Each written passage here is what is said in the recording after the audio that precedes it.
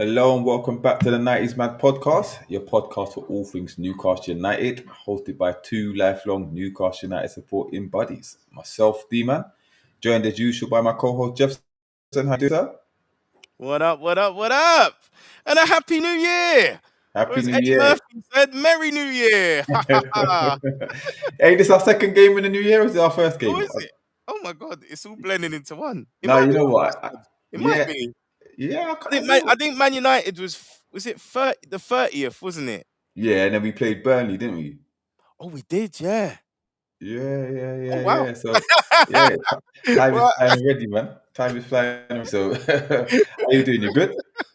yeah, good. Thank you. Yeah, it's been a good day. Good to see you, and obviously, as always, good to be back in the house. And obviously, we're gonna review what the D Man Derby. Yeah, I knew that was coming up, bro, about the D-Man Derby, yeah? I might trust you to say they were Scats in the building. Big up Scats, he said, big up the man there. big up. By the way, check out the Red Pitch podcast, by the way. They're back. Scats and Cav, they did their show yesterday, so big them up. We've got Enemy Lines coming back on tomorrow. Tomorrow as well, yeah, so that should be a juicy one. So big up Cav, big up Scats. Big up Kenny, he said, unbeaten in the new year. Yes, we are, yeah. 6 out of 6 in terms of points. So not everyone can say that. You know what I mean? So all good, all good. Big up Age, said evening everyone. Big up Cant in the Up. building. Yeah. I know you're gassed after that Fulham result, after the robbery that is Verts' goal, but then the screamer that is Reed at the death. But big up. Yeah. Wait, But yeah. don't terrorize Scants too much, Kante. Don't terrorize him too much, man. But no, as usual, like, comment, subscribe, all that good stuff. Tell a friend to tell a friend. Help the channel grow and that. Yeah. Big up, Big Yinks in the building. Hope you're doing good, sir. Hope you're doing good. But yeah, thank you to everyone. We got over the 500 subscribers mark, as we said last time. So, big up everyone who supported the channel, helping the channel grow, keep us going and that.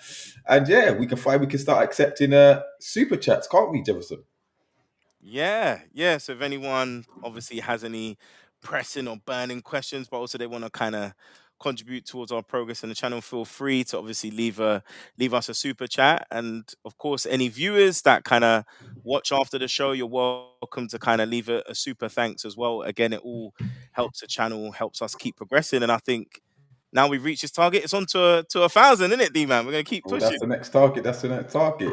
But yeah, listen, if you use it, obviously the super chats, we can read out your comments, and if you've got something that you want to discuss, we know that will be prioritized as well, as long as it's Newcastle United based, obviously. But or in Premier League based, feeling kind of generous today, in it. But And we'll there's more see. to come. And there's more to come in there on the way. Obviously, Oh yeah, not going to give any teasers away, but stick with us. There's more to come. yeah. Um, big up Cup in the Ville said, "Hey chaps, surely we're all happy clappers now. Listen, don't get us started. It's too early, bro. It's too early. Big up Joey as well. Big up Joey. But yeah, listen, toxic job in football, Man United or Chelsea. Now, you know what? That was a perfect example. Can you could have said the super chat? We could discuss it. Right now, I'm joking. But no, obviously there's been sackings, Maresca and Amarim, which we'll probably touch on toward the end of the show. But yeah, as usual, we're here to review the latest of Newcastle United. We hosted Crystal Palace, as Jefferson called it, the D-Man Derby. For those who don't know, I have a Palace season ticket holder, but obviously I'm a Newcastle fan. But I live in South London, grew up around Palace, so I go to watch their games mainly for the other teams. But if they're not playing Newcastle, I want them to win in it. But I am a Newcastle fan. But I went up to the game. I took my son. Yeah, travelled up to Newcastle yesterday.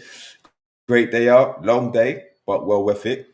It finished Newcastle 2, Crystal Palace 0. Now, Jefferson, quick thoughts on the game, overall summary?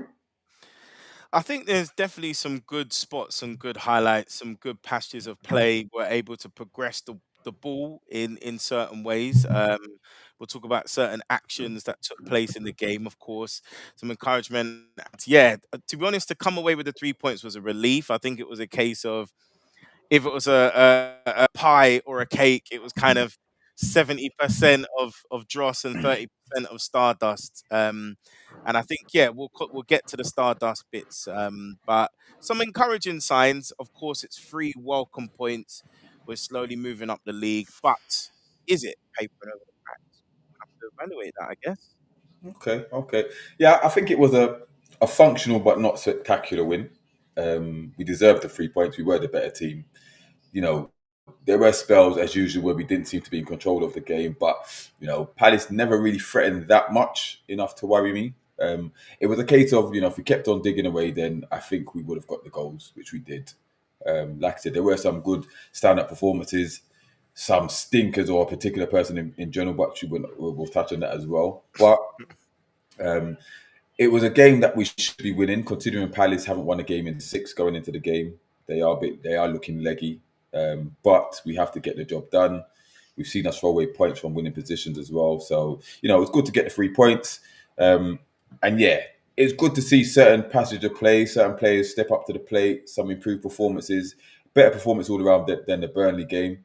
The winning run, back-to-back wins for the second time this season. Let's see if we kick on. So Clean yeah, sheets as well. clean sheet as well, which is very important. But yeah, so let's get into the game, the lineup, because Eddie Howe made one change. Murphy came in for Barnes. We're just surprised not to see any more changes than that, or Uh, is that what you expected? a part of me thought he might rotate a little bit more with potentially actually Barnes starting and could wait. Did Ramsey start the pre-game? The previous game, Ramsey started. Yeah. Okay, Oh, so did he? yeah. Did he? Well, no, actually, no, maybe he No, he didn't. didn't. He didn't. But Joe Linton started, didn't he? I Yeah. thought he would come in. I wasn't sure if he would like go with Joe Linton again. I mean, thank God he did, but I thought there'd be a tiny little bit more tweaks because we are in the thick of it in terms of the winter part of the campaign. We Mm. need to kind of make those changes. And also with Vissa, I thought Voltamada would be starting, but that wasn't the case. Yeah, like you, I thought Voldemort would start. Good to see Vista get another run, another start to get into the rhythm of things and stuff like that. I thought he maybe changed one or two, um, especially in the midfield. I thought maybe Tonali would get a rest, but he didn't. He made the one change, fair enough, which is good. We got our first super chat. Oh wow, Big up Kante. Kante making history. Tony Khan went down south with a Ford Fiesta, brought us back a centre mid, Ginger Iniesta. Congratulations. Big up, Kante, man. Big up. Oh No, much man. appreciated. Much appreciated. Big up, bro. Um, appreciated. Scant said Eddie's gone back to speed in the front line. That can also press as a unit, and that's an interesting one actually, which we'll talk about. But obviously, like the game starts, and we were starting again very lively on the front foot, pressing Crystal Palace. Again, Gordon looked lively for the first few minutes. He was on it, sprinting around like a madman. But I thought we started okay. I can't remember what the first real chance was. I can't remember which one it was, but Is obviously, it Fabian Schär with the header? no, I think that came afterwards, I think that was after the disallowed goal. I might be wrong, but Fabian Schär did have the header that was well saved by Henderson after he fluffed the original cross. But And he made his 250th appearance, didn't he? he did. I think if he had a special thing on his kit for Little gold 250. thing. I Yeah, haven't yeah, really yeah. seen that before. It was a nice touch. But I don't want to Yeah. be harsh on Schär, but I mean, he's shown to be quite the threat, when he's in there. Yeah. So I don't know, like I expected him to put that away, but Yeah, we'd I have to. thought because I was sitting towards that end of the pitch, and when I saw, I thought, yeah, great save from Henson. But when I saw the replay, I thought, yeah, maybe Cher could have done better with it. But the Oh, the disallowed goal, PDK saying it was the Vissa chance. is that the goal? Disallowed One, goal, is that? I think it's the one with was it when he hits it directly into the Oh yes, keeper? that's it. When they've gone down the line, Gordon bombing forward. I think it was on a counter attack, wasn't it? And then Gordon's got the ball, gone down the line, and he squared it. This is on the edge of the. Now it's a shot on his left foot. When I saw the replay though, because when I saw it live, I thought, it's a tame effort, and it was a tame effort. But I think if Gordon had played it a bit harder so it rolled across to his right foot, I think he does a lot better with it. You know what I mean? It's a bit of a snapshot on his weaker foot, On but his weaker foot, yeah. yeah. But good move itself. The the disallowed goal. Now, first of all, not many people are noticing it came from Henderson because what they were trying to do, pump it long every time. Yeah. And we got caught, I think, pretty one-on-one, and Tonali sprints back and he wins the ball. He wins the ball, recovers the ball, and recycles play very quickly. Right? Then he feeds it to Bruno, who then feeds the great ball to Rissa, which that's what you want from your number 9. Yeah, to be on the shoulder, to make those darting runs. Good run, and he's good, good assist to Gordon. Slightly overhit, but Gordon did well to put it in the net, right? Then they do their little celebration, their little dance, whatever everyone's celebrating. Then the replay comes and he's offside. He's marginally offside, right? Now, correct decision, but as you mentioned in the we'll get to that. As we mentioned, when you look at the Liverpool game, the Fulham game, with Wirtz being offside, it's the inconsistency that's very frustrating. Because, like I said, it could be the difference between qualification to Europe or missing out. You know what I mean? Those kind of decisions can be very detrimental. But what were your thoughts on the actual goal itself and the move? I mean, to be fair, we've talked about it before. The key to success is trying to play it through the middle, right? So particularly in the passages of open play, once again, great ball from Bruno. It's on that right-hand channel. This is where we see the best of him. He slips it through. This has made a perfect run, and this is what happens. Now, this isn't a criticism of Voltemade. It's just that they're two different players, two different forwards, two different styles of play. If you've got a Voltemade who's dropping deep, you need 2 runners in behind.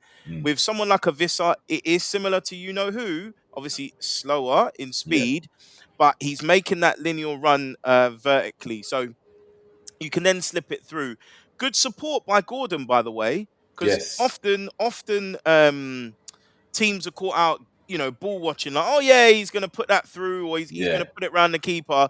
But he anticipated that, look, something might drop here for me, or he might be able to square it across. So it's just unfortunate. You're talking about blades of grass here. Yeah. And the frustrating thing I hate is I think I'm hearing that they're going to take on board Arsene Wenger's Yeah. recommendations, isn't it? Yeah. You're not using your arm to score a goal. So Exactly. This is how it. is that being counted against us? It's Yeah. ridiculous, man. Yeah. But big up Adrian. Sent another super chat in. He said, Big Happy up. New Year to all. Here's a juicy 2026. Indeed, sir. Indeed. Big things coming from 90's Mags, and I hope you have a successful year yourself as well. So big up Adrian. Big up. Much appreciated. Much appreciated. Been here since day one as well. Yeah, one of the founding supporters. So appreciated, man. Appreciated. Big Ink said also they should judge it based on their foot, not their body. Exactly what you're saying. So you know what I mean. It's fine margins, isn't it? Fine margins, but unfortunate to be disallowed. But Yeah. yes. So listen, we Scants, what are you still. saying, bro? I want to hear it from Scants. What's he saying? Because Big Yinks is taking the word out of my mouth. I was gonna say Liverpool, bro. He said, "Do you know how many apologies Liverpool have had from the PGMOL? Was offside, but I will take it." Fair enough. It swings around about, Okay, isn't it? Like, okay. of course, if you're Liverpool, you're going to take it. You know what I mean? So, if it was any other team and they got a decision, they do the same in it. But it's the consistency that's really letting the league down. But it is. Kante coming through. LOFC, the team for me. Who? Leighton Orient. Leighton Orient. If I've got someone that working supports them, Oh Leighton my Orient. gosh. But Kim Cam said Bissett is making a big difference. Brilliant to watch. Excellent player. And that's. You know what? I thought he played all right. I thought he brought something different. He was stretching the defense, making those good runs as well. He had I say an opportunity, but he tried to square at the back post and he got another opportunity in the first half. He was lively. And I like the way he was pressing as well. You know what I mean? He was doing right. He was unlucky the second half, I think, with a rebounded shot that just evaded him. I think it was Barnes' header or something like that. I can't remember which one it was. But yeah, man, I thought he's growing he's getting fitter and fitter, and once he's up to full speed, I think Eddie Howe will have him as the main number 9. But it's interesting what he does with Voltemade because he doesn't deserve to be benched either. So it's interesting. But Different dimension, isn't it? It's a yeah, different dimension, and actually, it starts to make you think that if you've got more runners, you can be more fluid across yeah, the top line. Yeah, So again, Jacob Murphy, can he run? Yes, but his game is very much to pick a pass out and cross the ball in the box. Imagine if you've got effective runners who are clinical, plus someone like a Vista through the middle. Wow, yeah, you're gonna yeah. have goals coming from across the whole front line. Speaking of Jacob Murphy though, because he had a tough time out there. He was awful yesterday. Like he put one cross across in everything, which is pretty dangerous. But other than that, every time he touched the ball, he lost it. Yeah, like I said, we know what he's good at, his delivery, right? But he cannot beat a man to save his life. But what was frustrating me is that he couldn't play a simple pass yesterday. Losing the ball when he tried to make the pass, he's misplacing it, putting it to dangerous areas where Palace could break on us. Even when he's passing the ball for a 1-2, he's not running. He's not running. Like he's not running to space. It was so bad to watch. I was frustrated that he stayed on the pitch for so long. And this is nothing against him, but he just had one of those days. But it seemed like Eddie Howe refused to take him off. He was actually a liability out there. You know what I mean? It was very, very frustrating. Um, but obviously there was a spell in the first half where Palace got back into the game, right? And it seemed like they were putting on waves of pressure, not really creating too many clear-cut opportunities, but we kept on giving away the ball needlessly. Now, what were your thoughts on that? What you thought, it's typical Newcastle or Palace? Did Palace step it up? What were your thoughts on it?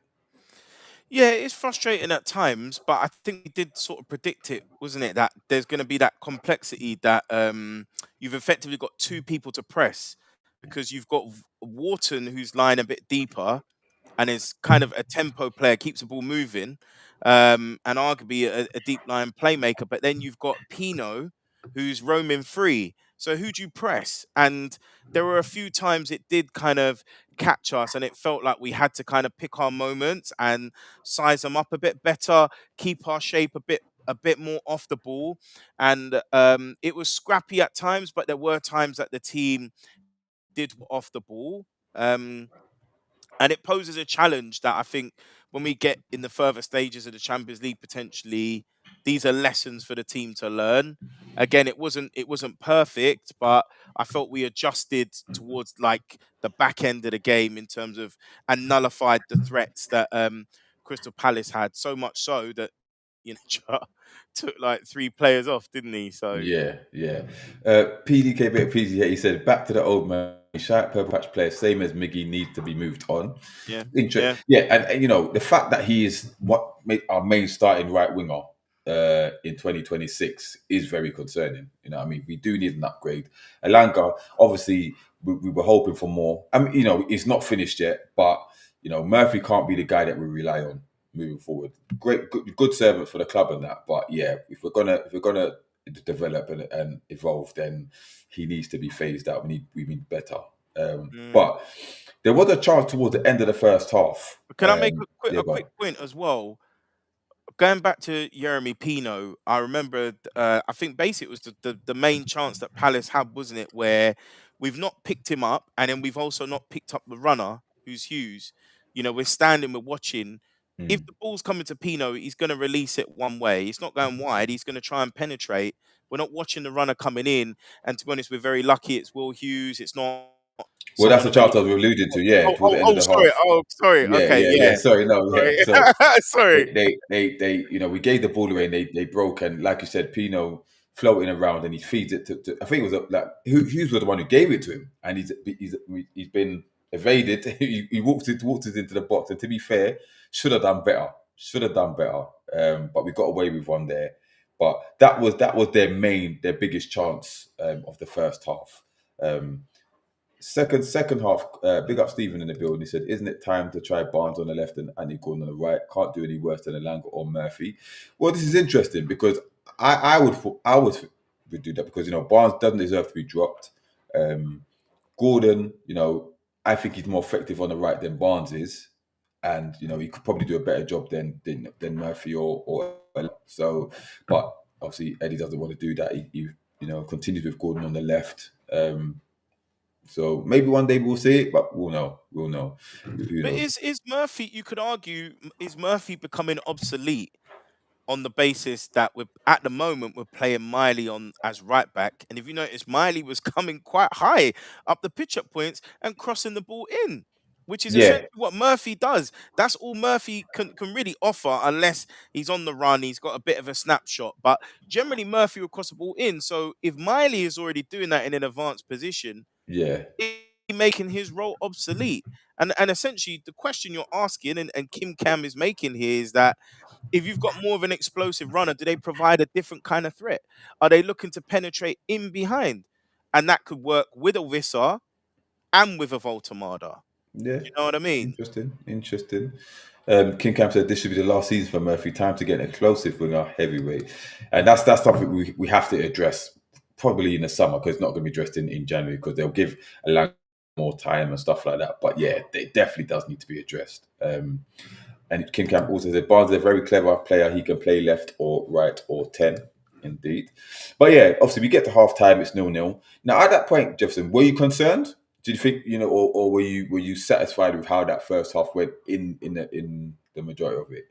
No, you're disappointed because, Palace are what? Were on a bad run. Is it they'd lost three, hadn't won in was seven?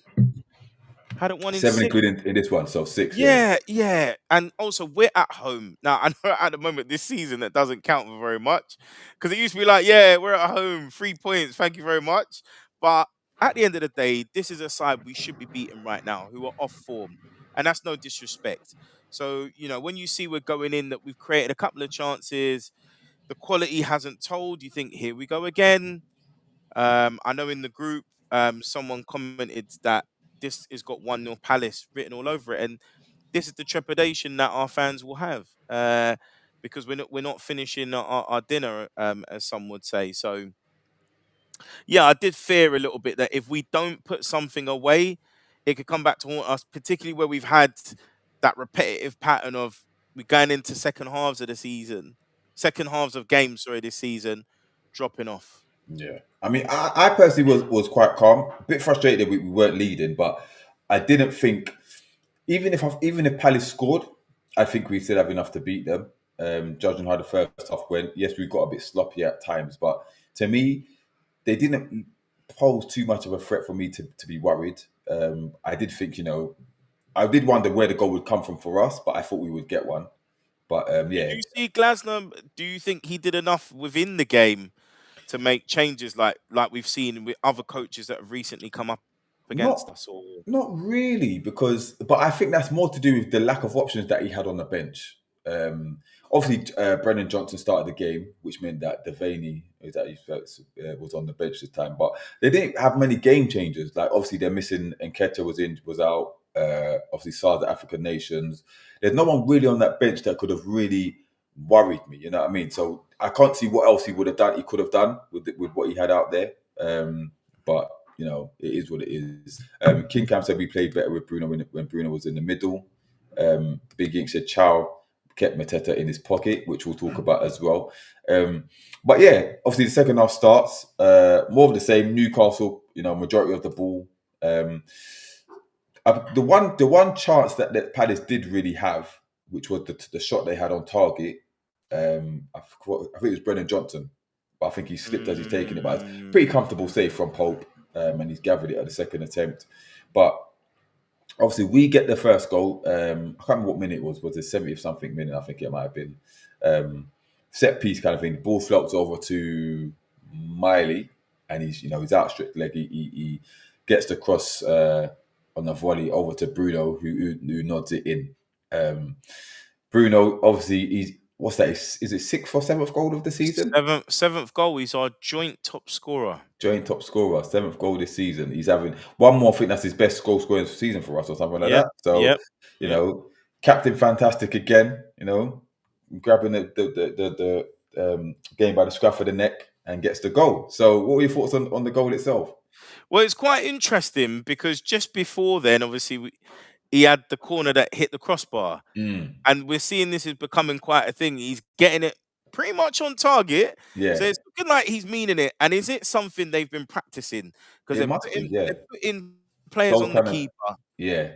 Do Yeah, you see what I'm saying? Gnarly taking a couple free kicks like that. Corners. Miley's done the same. So Miley's done it. so they're whipping it. Yeah, that's it. So So yeah, we're becoming a threat from set pieces now. Um, yeah, that's ramping up a little bit, but yeah, when you look at it, Miley does really well to keep the ball alive, and mm, then Bruno's alert to the chance. And I think this is what we're seeing with Bruno now.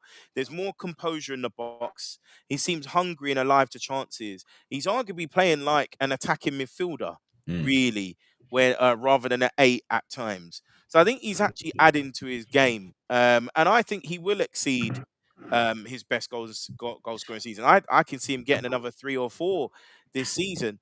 yeah, Could you argue it's got us out of jail a little bit in terms of is Captain Fantastic again? It's individual moments of quality that make the difference and win you the game, and certainly get you ahead in a game. He's been an inspirational figure as captain, I think, with moments like that. And I think we are quite lucky. He's basically pretty much having the season of his life. So I think in that instance was a sigh of relief, but a well worked goal in that instance as well. Would you make of it? yeah. I mean, it was a well worked goal. Like you said, it's credit to Miley for sticking in there and getting the leg out to put the ball across. And like I said, he's there at the right time. He seems to be doing that quite a lot these days. And like I said, there's more composure to his attacking play, which is good. And he's not the most vocal captain, but he's leading by example with his performances or with his important goals. Because even when he's not having a great game, he turns up and gets the most important goal of the game, kind of thing. So I think he'd be disappointed if he doesn't get double figures this season. The Mm, fact he's on 7 now, you know what I mean. It's and if we're gonna be successful in the league or whatever it is this season, whatever season we have, he's going to be one of the key figures for that. And it could be a case of we talked about how Harlem must have heard all the chat about Isak and that he just went on a mad one this season. Bruno could have heard all this stuff about Tonali being the main man and this being Tonali's team, and he's just thinking, boy, let me show everyone who's really that guy. Because there's shouts, there has been shouted greatest of a captain of the modern era, which some you can't even argue with it. So big up for Bruno because we've been critical of him as well at times. yep, yep. But he stepped up to the plate many a time this season. So it is what it is. A big up Iniesta. He said big up D-Man. And Big up. I said 7 non-penalty goals is fantastic for a player who's involved in all phases of play. Mm. We've got another super chat. The Mackenzie family, is that Connor? Yo, big Big up, up Connor. Con. He said big up the realist hitting 500 mark. Appreciated. Hey, Yeah. hey, man, like Con. Yeah, man, a big supporter, a big champion of the 90s, man. He champions it on a regular We gotta basis. get him So on. We gotta get him on. when We you're gotta ready, get him on man, at when some you're point. ready, you're ready. The stage is yours, my friend. The stage is yours. But Yeek said, set piece coach showing his worth. Well, it's about time, isn't it? Because we wondered if he's still about, but he's still alive. Because we were conceding set pieces, we were scoring for set pieces, but you know what I Who, mean? who's the guy? It's not Kenny. Who's the guy that used to do that? He used to just do like one sentence. I He used to can't. crease up. Yeah, And it was so effective. Yinks reminds me of that. He just yeah. blup. King can raise a good point there. So, despite the state of the other team, these are really tricky games. Plus, parking the bus, so it's going to get points at the end of it. And this is one of those games. Yeah. Palace can make things very, very difficult. Yeah, so they're not gonna, open up and go toe for toe with us. You know what I mean? So they are going to sit with a low block and try to counter us, whatever. So it was always going to be one of those games where a functional 2-0, scrappy goals maybe to get to break the deadlock and stuff. But we kept at it, we plugged away, and we got our just desserts. Steven said the subs changed the game, but Palace looked knackered having played 2 days before, and that's the thing. Palace, obviously, I've seen watched Palace at home, and I've always said they do look leggy. They've played the most games out of anyone in the Premier League, and they've got more games to come. They've got a small squad. Glasner was already unhappy with how they've the lack of signings that came through the door. So, playing pretty much the same lineup week in, week out, two times a week or 3 times in 7 days, and all them things there. Like it's not easy. So they look knackered. They do look knackered, but again, you can only play what you're up against, so it is what it is. is what it is. But yeah, like I said, he made the subs then, and obviously the like for like subs, Voltamada, Ramsey, and was it Willock?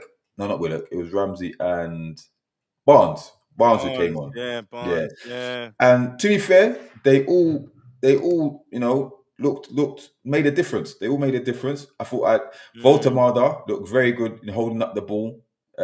His link up play as well, and his pressing. He looked energetic. He looked energized as well, which was mm. good to see. Big up Daryl. Big up DMC in the building. Said, evening, Darren and Jeff. DMC, Big up, big up. Hope you're good. Hope you're good. what's happening? Um, we'll get to the Willock stuff a bit later.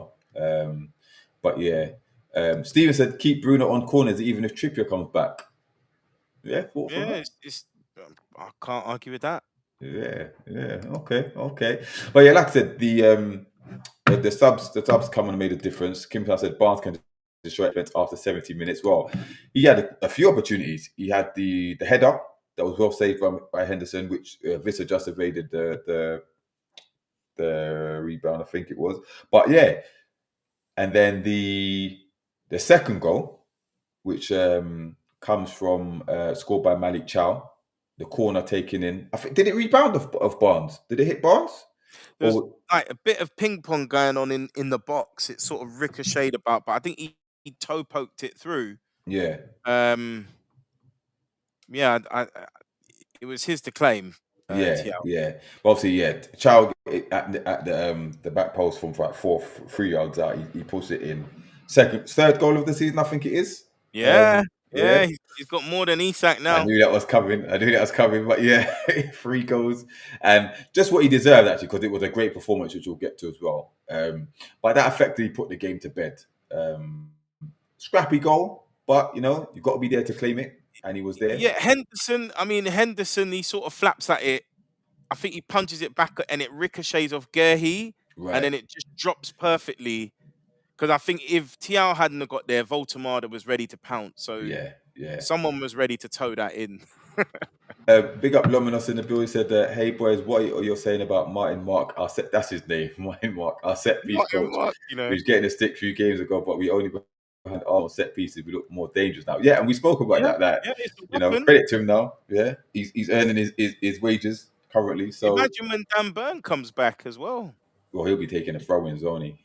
But yeah, no. What I forgot to mention in the first half was the disallowed goal by Joe Linton, because it was a good finish. It was a finish, good run and a good finish. He makes those runs. The same one that he did against Tottenham when we won 6, whatever. He did Mm, another one. I think it was against, but it might be Tottenham again. But like, he makes those runs, and it was a good finish. Good finish, to be fair. finish for him. Um, but listen, the 2-0 effectively put the game to bed, right? Um, we have to talk about the Willock chance at the end, though. Like, Yeah. first of all, I think it was Bruno that set Barnes through again, and Barnes has gone through. Snapshot, good save from Henderson, but it falls to Willock. And if ever you needed someone to put the game just to put it in, he's so low on confidence, man. Like you just wanted it to happen, but it's just typical Willock at the moment. What are your thoughts on the miss? Yeah, I mean, you're expecting it to go in, but it almost feels like he snatches at it. There's no real accuracy in the shot, and you see it just sweep wide, and you're like, how? How has he missed it? It was almost one of those ones, it's harder to miss than it is to score. Yeah, And to be fair to Joe Willock, we've talked about it before. When you think about when he first came to us under Brucey, he was finishing anything, wasn't he? So we exactly. know it's within his capabilities. He's better than that. He's just so But low on it confidence. could be confidence, it could be, yeah, Yeah, ring rust, and just that desperation to impress, yeah. because he wants to make an impression on the coach and get back in the team. But That's the thing. But DMT said, I don't know the racial abuse Willock has been subject to, but after the miss, he needs to leave. Palace should take him and let us have Wharton on a cut price for Munoz. Well, yeah, obviously the racist abuse that he was subjected to, disgusting. Like, it's a stupid troll that's made an account just to verbally and racially abuse him, which there's no room for that. And glad that the club made a statement about it, and the police are involved, and whoever's behind it. I mean, why people think they're not going to get caught in these days, because you've got the IP you're going to get found and prosecuted as you should. Because you're not going to take that to his face at the end of the day. He's probably some freaking 13-year-old boy in his basement. You know what I mean? Just Mm, nothing better to do. Like, it's just ridiculous, ridiculous. But Kim Cam said Wilco treatment is a disgrace and horrible. No excuse. He missed, but you feel for the player as well. Exactly, yeah. exactly. So And it unsettles the player yeah, because automatically you think, okay, it's someone from the fan base, and he might think, you know what, I don't here anymore. If I'm gonna yeah. receive And that's very the thing. If he like leaves that. now, like he leaves on a bit of a sour note. Like it's just not, obviously the club will rally around him and the players will rally around him, and hope it doesn't affect him too much. But yeah, it's just not what you want to see, man. Not what you But you want to just get see. sick of it, don't you? You Yeah, just get sick of it, man. I'm sick of seeing it. And there's yeah, more that can be done from the tech side, at least, let yeah, alone any kind of sanctions and stuff like that. The tech side of things, we've got AI now. It can detect all these things. It can remove it before it's out there. There's things that can be done. We need to work more yeah, with the tech companies to kind of really quash this yeah. racist abuse, man. Steven said that was more like Joe Linton. We know Willett needs to be moved on. Well, let's talk about some of these performances, right? We can might as well start with Joe Linton because we've been. I know I've been very vocal in my criticism of him. I said that he's finished, but in the last couple of games, he has looked like he's back to the old Joe Linton. Um, we know his limitations, but we know what he can do as well when he's at it. And it seemed like yesterday he was a bit more at it than he has been of late. Maybe injury free, maybe, but he looked like he's winning the ball. He was basically bullying them in that midfield. And what were your thoughts on his contribution? Yeah, I think as well, when we look at this, I think it's going to be very nuanced. I think going to live up to Connor's earlier super chat of calling us the realist. I think we have to also put it into context, the level of opposition we've played in the last two games.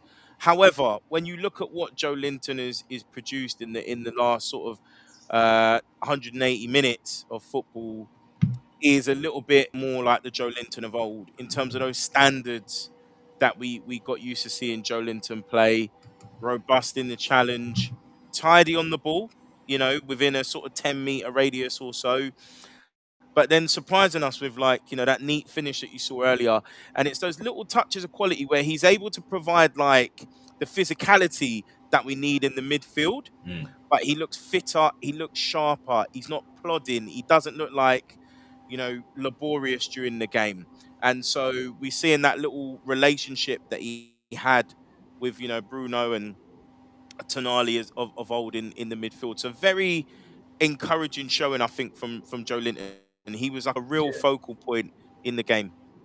Yeah, I mean, it's good to see the old midfield together and looking effective in parts of the game, which is good to see. The other midfielder, Tonali. Now, what were your thoughts on Tonali's performance? Because there's been a lot of debate, not about his performance yesterday, but obviously about his performances of late. So, me personally, Mm. he has been underperforming of late, but I thought he was actually pretty decent in this game yesterday. Yes, he gave the ball away a couple of times, but the energy, the recovery runs, the interceptions that he was doing, breaking up play, he saved us a couple of times, but people are not noticing. He saved us one or two times, and Mm. what impressed me as well, he was making these offensive runs as well. They weren't finding him, but he was making runs into space, And it demanding the ball. opens it up, doesn't It it? opens it up. You know what I mean? So I think a better performance than he has done of late. Obviously, not back to the level that we know he's capable of, but you know, there could be mitigating circumstances. Obviously, you have that big illness, injury. His missus is due; she's pregnant. Probably sleepless nights. You know what I mean? So it's a combination. Not making an excuse for him, but we don't know what goes on behind doors. But we know that what he's capable of. But it looked like it was a bit more.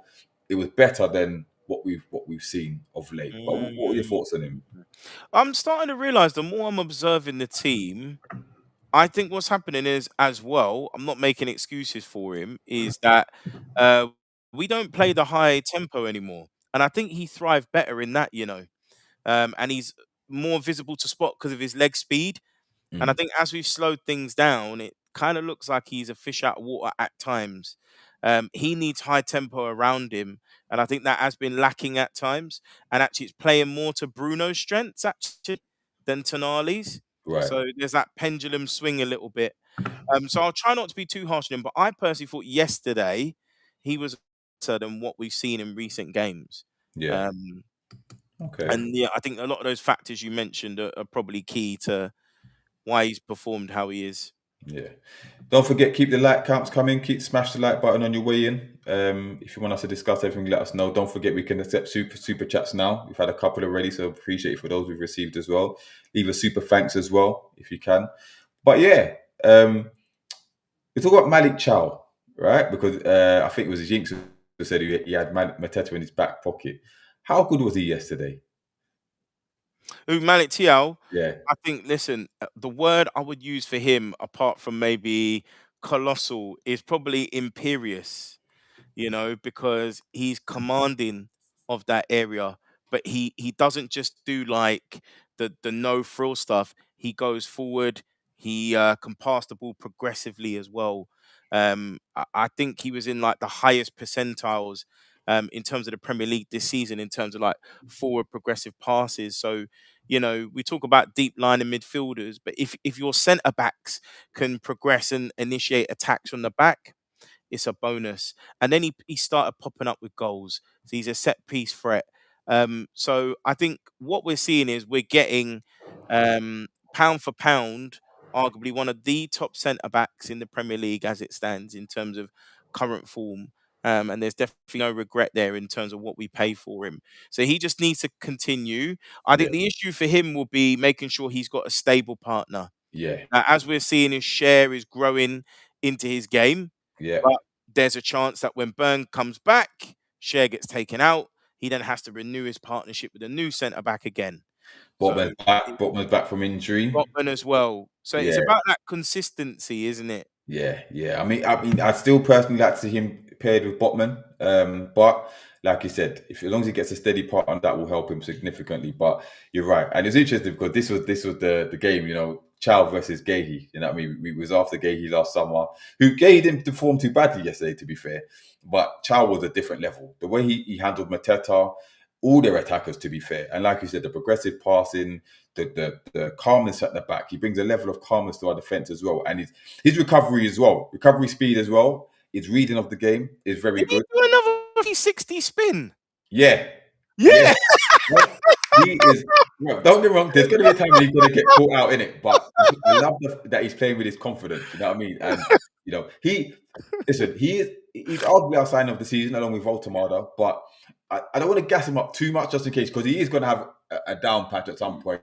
But right about now, it's a bargain for what we paid for him. Yeah, And he's didn't young. Steve? I think Steve. Was it Stephen Dom? I think told us that he had issues with his concentration at Yes, AC Milan. That yes, let him down, and that also there was times he dwelled on the ball too much and got caught on it. yeah, It's yeah. amazing how he's coming into our team and he's taking his game to another level. That's it. Loman said, "Give Chow a lifetime contract, man. I just hope we find a young, reliable partner for him. Botman is way too Yeah, injury prone. Others too old. We need to sign someone in the summer, yeah, and I think we agree. will sign someone in the summer, a younger centre back, which will be interesting. But and it's one of them ones. Unfortunately, and I don't need to bear bad news, but Chow is not going to be here forever. In it, he's not one of those that's going to stay here for years and years and years. So let's enjoy it while he's here. He'll be here for a good few years. And he could, be the main guy in our back line. So right about now, he's playing at a very good level. Kim Cam said Chow's playing well because he's enjoying himself and enjoying the home games. He loves the buzz. He Mm. does, and there's going to be down times or harder. Let's see. Steven said Chow was a bargain of a player. He is. There was some comments on the Tonali thing. Junior interested said Tonali has always been overrated technically by our fan base. It's like they're just realizing his limitations with his first touch long balls. I think his first touch is all right. I think his first touch is all right, but fair point. And I think someone said Kim Gaza Tonali's body is failing him sometimes. Maybe this the injury, maybe, Mm. but Mm.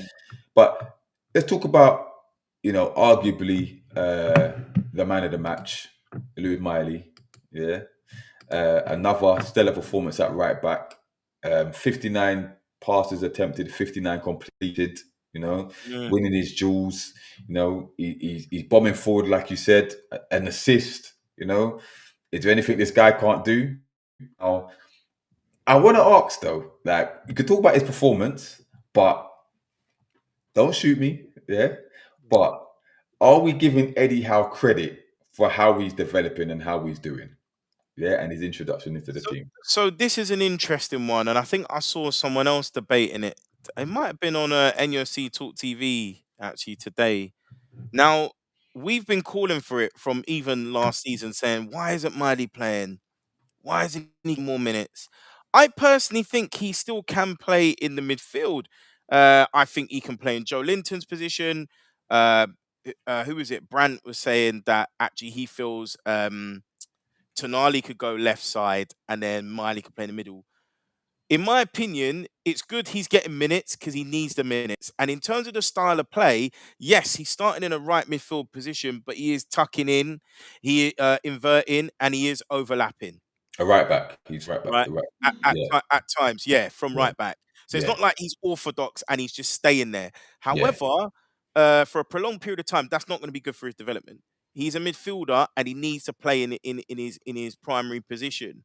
Now it feels like we're just trying to squeeze him in at the moment, right? That shouldn't be the case. He needs to be playing in his position. I think it's a case of Eddie has had to bring him in because we had issues, wasn't it, when Tino got injured? So again, it's not like he's been bold and said, when J7 was out of form, right, I'm gonna stick Miley in there. And that's the thing I think people have to remember. Most of us were calling for him, saying, look, this kid's amazing. Why isn't he getting more minutes? But we shoved him in at right back, and now he is. However, he's now got his opportunity to shine. And now he's performed so well, he is undroppable. Now, whether I don't care whether it's at right back or whether we find a way to accommodate him in the team, that has to happen. Yeah. Because this is what I was Yeah, gonna ask. Because I'm going to give Hal a bit of credit here. First of all, for introducing him into the first team anyway. Yeah, he gave him his debut towards the end of the season. I can't remember when we qualified for the Champions League. I think it it was, was or whatever. it was Chelsea game. the Chelsea game. I Yeah, was at the yeah, Chelsea game when 1-1. he hit the bar as well. So yeah, but obviously he then played a prolonged period of time. The next injury, he played in the Champions League, whatever. He's getting the thing. Probably more than Eddie Howe would have liked. But he performed well. We have to remember he then got injured. Yeah, Broke he his got spine, injured. shattered his spine. Right. So he was out for a prolonged period of time. So Eddie didn't want to rush him back. Now, yes, we were screaming for him to be in the team, but obviously we don't know what happens behind closed doors. But the thing was we didn't want to rush him back, injury, bring him back and drip feeding back into the team, whether we liked or not, which he did. Right. Now, obviously, this season this is the season where we said he should have been introduced a lot quicker, right? And he wasn't. But he then played a prolonged period in midfield and he was performing. Remember, even when because Joelinton got injured, he came into the team. But even when Joelinton was back, he wasn't back in the team. Hal kept Miley in the midfield. Yeah. Now, because we had the injuries at right back, where we didn't have a right back, he then, because remember, he tried to put Tonali at right back against, is it West Ham? Whatever. Yeah, Didn't work. Right. So he's made the decision to put Miley at right back, and he's done very well. He's done very well later, but he inverts, he does a load of things. He drops to the midfield, he does well at right. His jewels, whatever. The one he's still getting assists from the right back position, stuff like that. So he's done extremely well, and he is undroppable. Giniesta said, "Oh, Eddie got asked, is he undroppable?" And he said, "We need to protect him. He's still young." And listen, there is some truth in that. Not everyone's Lamine Yamal, who once you hit the ground, you can play. You have to play every game. But he can play a multitude of positions.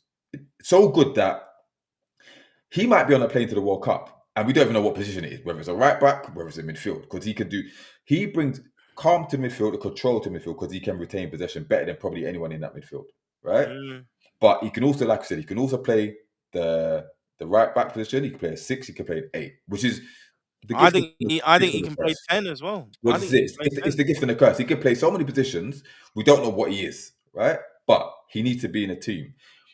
My question is now, obviously, we don't want to see him at right back long term, yeah, because that's not his strongest position. He can play there, but he's better in midfield, yeah. Mm. He can play the 10, right? But this is where Eddie has that. I say that nice problem, but people are coming back now. Yeah, Trippier's back, Livermento's back. They are both right backs. Yeah, Joe Linton, yeah, is playing in the last couple of games very better, right? Do we think that Miley starts that when everyone's fit? Do you think we know he should, but do you think Eddie puts him in that team above anyone else? Yeah, I took like for instance, we've got like a key Champions League game coming up. We've got the first against City coming up, right? Mm. Does he put Miley in that team as a first team player? Like, does he put him in that midfield, or does he still keep it at right back because he's performed well at right back? So Trippier has to earn his place, Tino has to earn his place, whatever. Because Tino looked rusty when he come on, but I don't know he played at left back, whatever. But you know what I mean? What does he? And that's the thing. Tino came on and he put him at left back. Yeah, Miley Yeah. stayed at right back. So what So do we? What happens with him? this is the problem. The team clearly, for so many reasons, not just for Lewis Miley, it's for Gordon, it's for Barnes, it's for Voltamada. We need 4 in the midfield. It's screaming out at you. Put 4 in the midfield and Miley walks in, right? So that's the problem, that Eddie has to try something different. What I worry about is, again, I don't know how many wingers he's faced, right? But there will be a time he will have a bad game or two because he's out of position. It's not his position, right? So far, he's done well. We've been lucky in that instance. But again, if we want to actually put him in the midfield, again, he hasn't been tested against top opposition there, particularly when we're talking about Champions League. So if we do move him there and then he doesn't do well, is it like, oh, well, he's not ready Well, then? he's played in the Like, Champions League before and he's done well. He's yeah, done well in yeah, the yeah. Champions League. I agree. But again, it's not been a run of games. And when he last did that, it was 2 years ago. So this is what I mean in terms of, like, he's at a stage where it's like it's football education, isn't it? So this is why we normally send them on loan, because they will have 20, 25, 30 Yeah, games but we can't go on in a loan now. particular position. He I, can't go I on loan think now. because this is where, again, we talk about Eddie Howe, the squad rotation, manage players' minutes, right? You But know, wouldn't that be good to do if he takes him out? Like you said, we have to be careful of him. Manage yeah, his minutes. take Take him him out out. the side. Yeah, Yeah, as good as he is, because he's spectacular, it doesn't mean he has to start every game. And actually, we've talked about this, as pivotal as Bruno's been. I don't know where we'd be without him. There are games he should be rested and rotated. yeah. You know, really, I know he saved us, but this would have been a good game to rest him. Do I'd you know rest what him I in. mean? I'd rest him in a cup game. Bournemouth next week. Bournemouth And then next you week. can Rest him in trust that. Miley to play that right channel. Yeah, but You would you know? rest him in the Bournemouth game? Rest him in the Bournemouth game. Yeah, Bruno. yeah, Yeah, yeah, yeah. yeah, Put Miley, yeah, like I yeah, said, put Miley in then. yeah. But and listen, how will rotate in that game? He has to. He has to. Because you But got Willock, you got Ramsey as well, right? yeah, So and to be fair, you're playing those he 3. has been rotating because Ramsey played a string of games. Willock's played a string of games, so he has been rotating. But it's a case of with Miley, it'd be interesting to see what he does with him because the Mm. right backs are back now. You know what I mean? I don't think it's fair to put him at right back for the next few games, especially the big ones that we've got coming up. You know, not saying he can't do the job, but I just don't think that's fair on him. We have got a couple of comments here. What do you call it? Steven said Miley is a wonder kid, but getting back in midfield ASAP. Yep. Kim Cam said, I'm glad for Miley. This is the best I've seen him. Aaron said, too early for Miley to be in the squad for England. England blessed with right backs and centre midfielders. Maybe after the World Cup he gets integrated. Yeah, possibly. It's an interesting one, because you're getting people like, what's his name? Is it like Nico O'Reilly Yeah, finding his way in? I know he's left side, but you still think, well, if these guys are getting in, you yeah. know. Yeah, I just want to see Lewis Hall in there. I think Lewis Hall should be in there. Lomina said, sure, Eddie gets the credit, but why isn't Eddie doing it with other youngsters as well? Bring on Yeah. the Korean kid for like 5 or 10 minutes when you're winning. I don't see how doing that ever beside the last game. Every opposition we play are bringing on youth. So why aren't we? Because you got Alabi, you got Neve, who's scoring at is it the under 21 division for fun? You've got Shahar. I think, is it Shahar at England Yeah. under 18 international?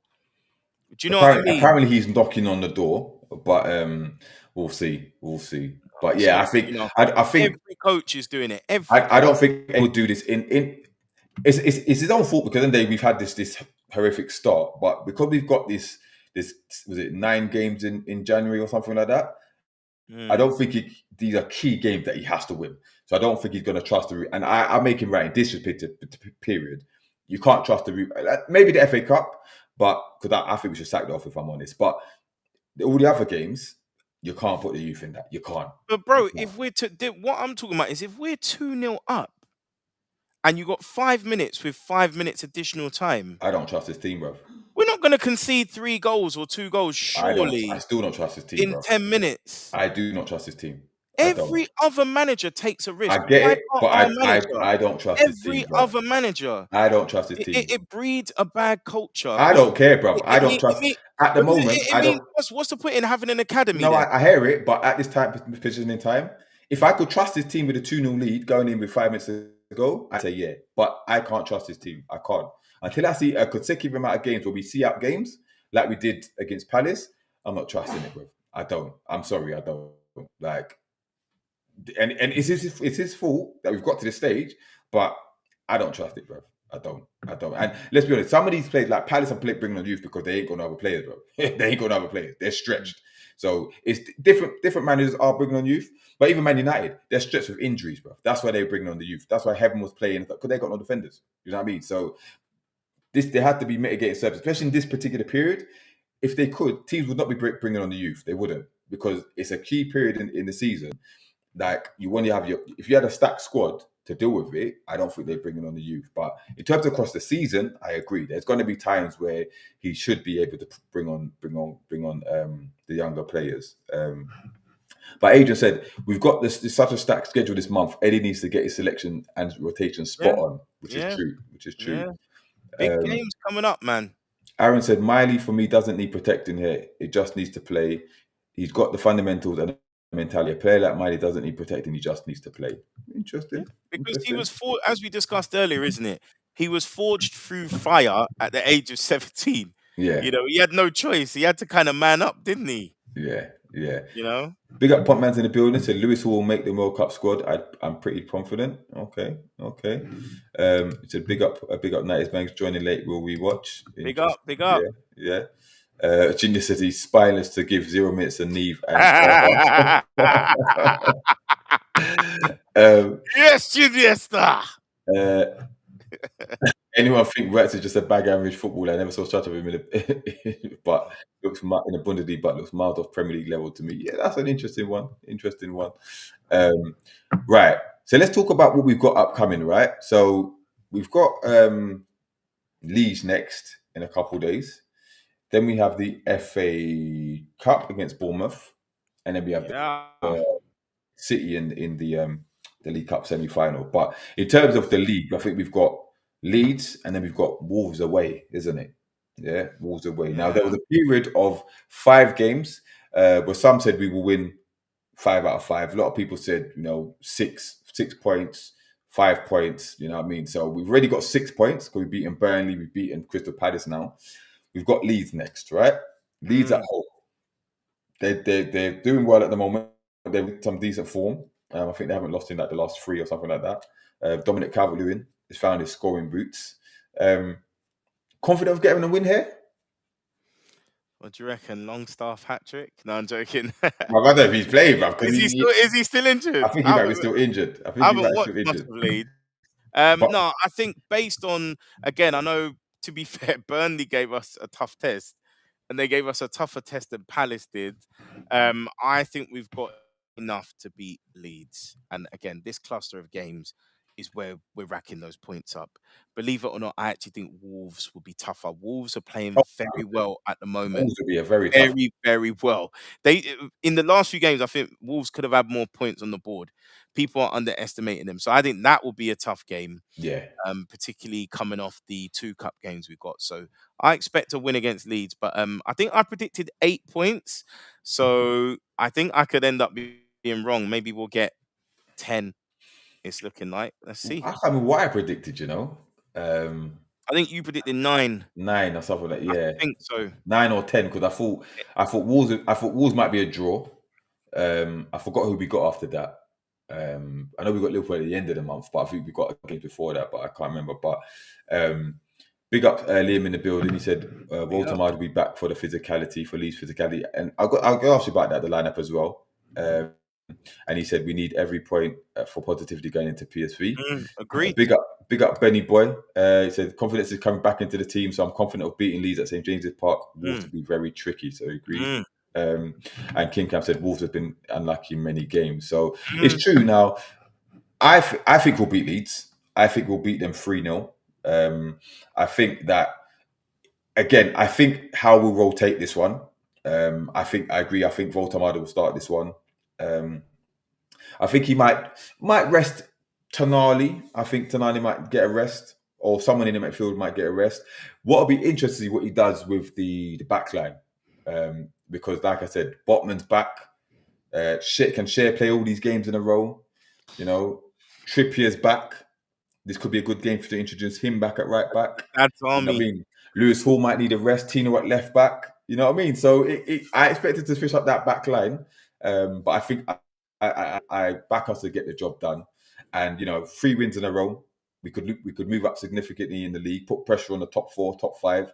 You know what I mean? So it's gonna be not going to be overconfident, but we should get the job done. But what do you think he's likely to do with this lineup?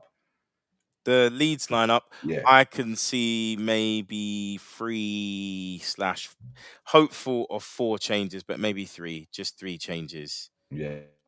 Yeah. And you reckon what, a 3-1 win? Is that what you said? No, I think 2-0 again. Yeah. I think It's mad that we haven't scored more than 2 goals at home this season. This is we crazy. normally run rampant, right? Yes, it's time we start racking up a few goals. So I take a 4-0 or 5-0, bring Leeds shattering back down to earth, you know what I mean? But we'll see. But yeah, don't forget, people, get the like counts coming, smash the likes and that, keep the like count going, if you want a super chat, bless us with a super chat, or a super thanks, but Aaron said Longstaff did a job of Bruno in the reverse fixture, never let him go. Yeah, Longstaff turned into prime. I don't know who it was, bro, but he outshone all the midfielders last time. But Aaron said Leeds on a good run. They are pressing side. I think it's going to be tough. But Kinga said, they've just won 1 and drew the rest. So yeah, it's true. It's true. But they are giving teams a good run for their money. Liam said we have to win.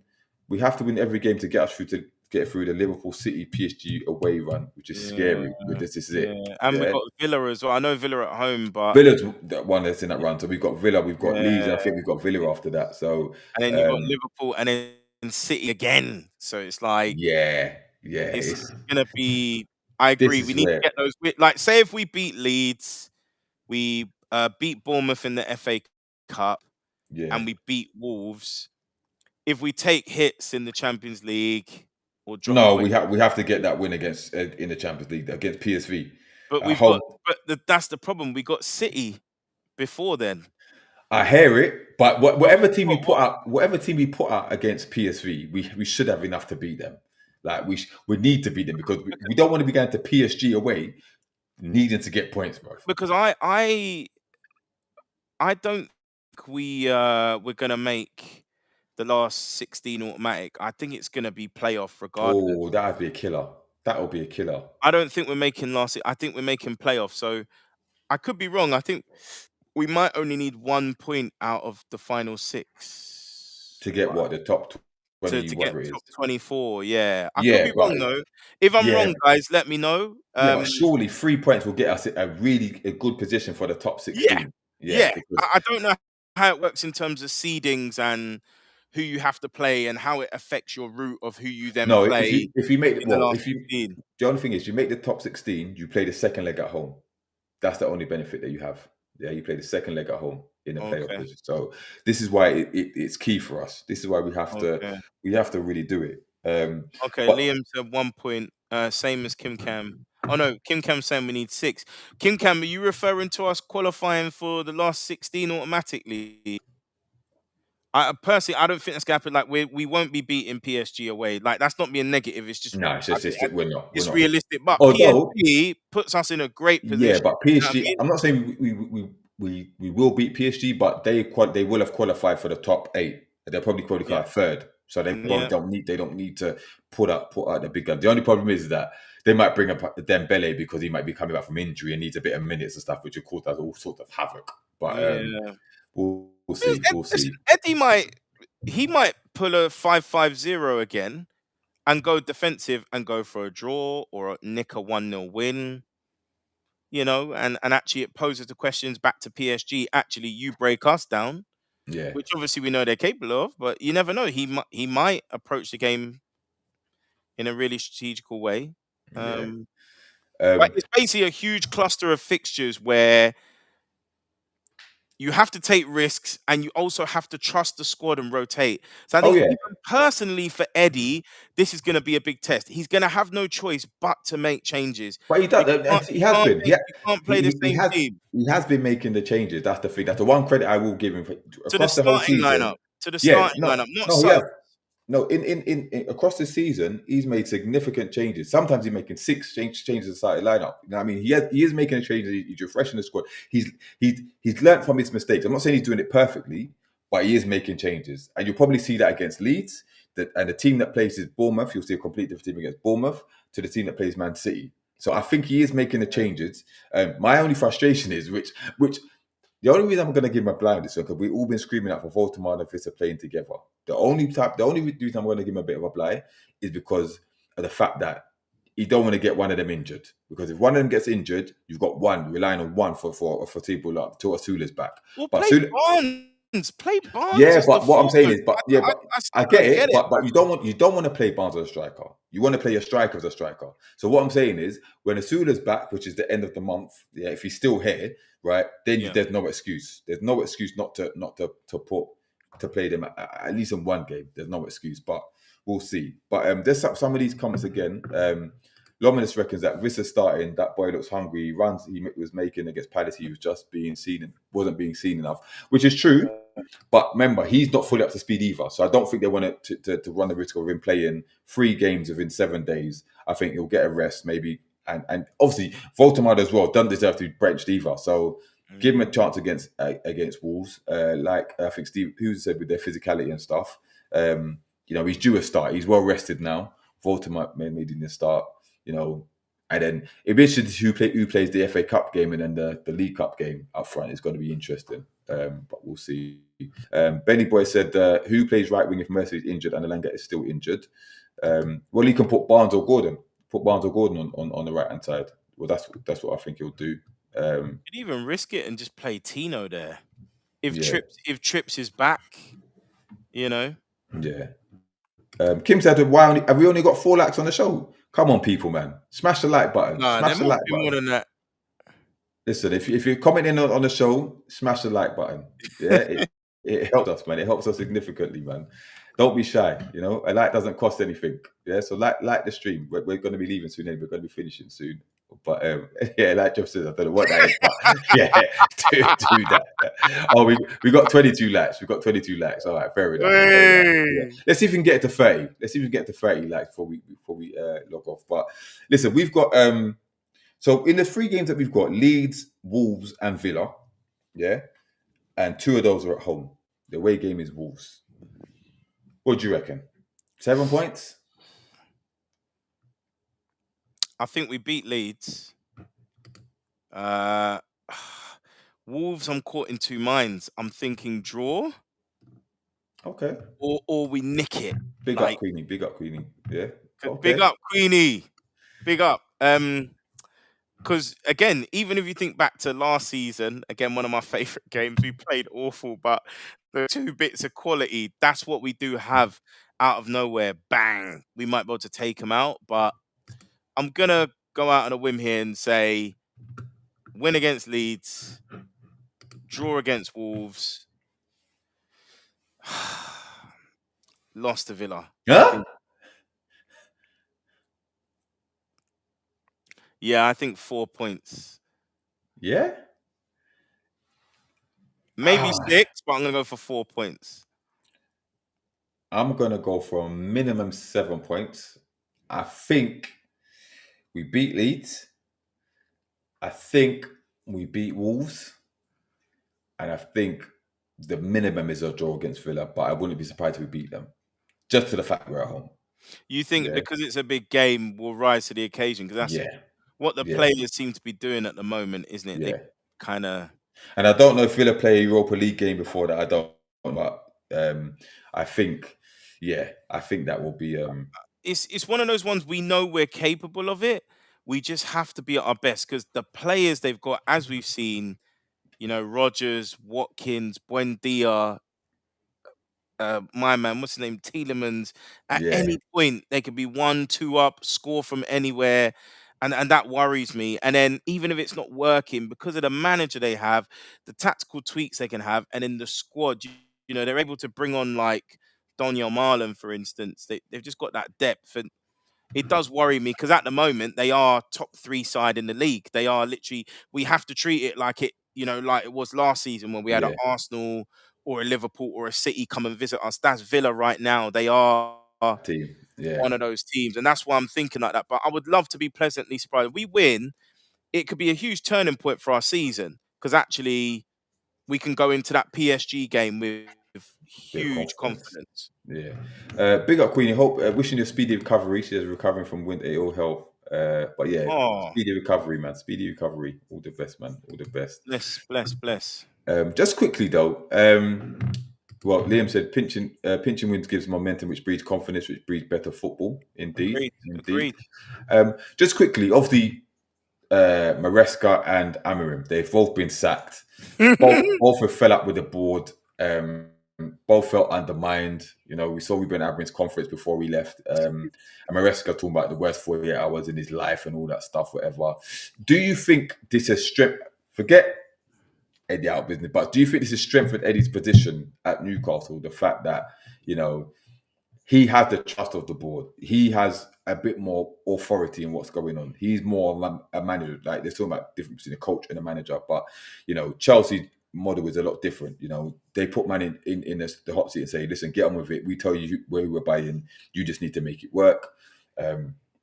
Technical directors at Manchester City are telling Manchester United are telling which formation to play and stuff like that. So do you think this strengthens Eddie's position or makes him more content in his position at Newcastle? The fact that he's not going to go, because there were links to Chelsea, links to Man United, but they've been quickly dismissed. But do you think this strengthens his position?